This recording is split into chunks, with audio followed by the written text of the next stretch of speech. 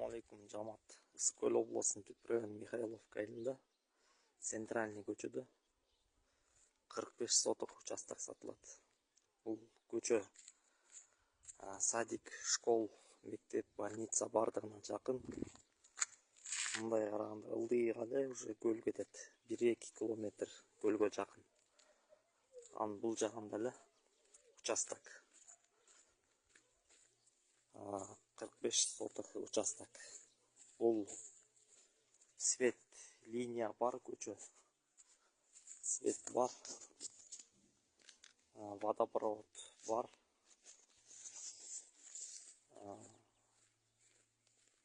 Ушул жерде эле 10 тонналык поврик бар.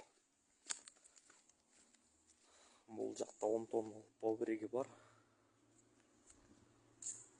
Анан шлактан салынган майдан 2 комнат времянка бар, шлактан салынган.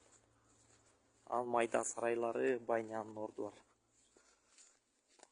бар. Бул жерди айта кете турган болсок, көлгө жакын туризм жагынан же болбосо теплица салганга, ягода, кулпунай, малина тиккенге жакшы жер. Суу болсо келет. Суу бар.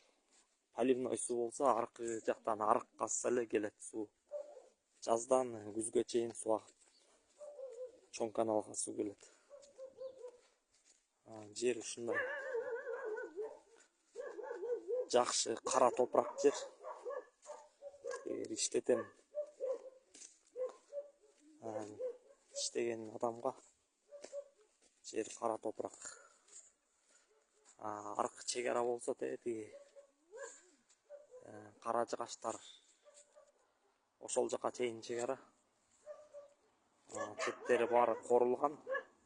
Бул жагы болсо тиги бактар, кара жыгач. Бактарга чейин граница. Жер аңдыңыл дөңгөл эмес, түп-түз жер. Ушул сатылат.